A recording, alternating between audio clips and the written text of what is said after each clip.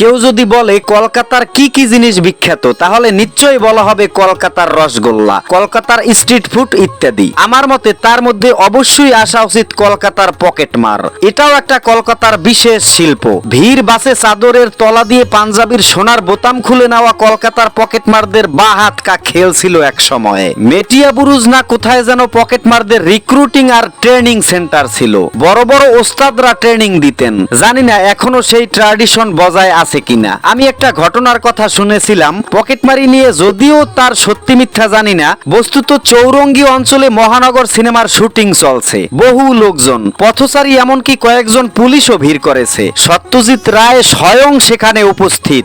Shooting নিয়ে, camera নিয়ে উনি ব্যস্ত। সেই ফাঁকে ওর পকেট থেকে কলম চুরি হয়ে গেল।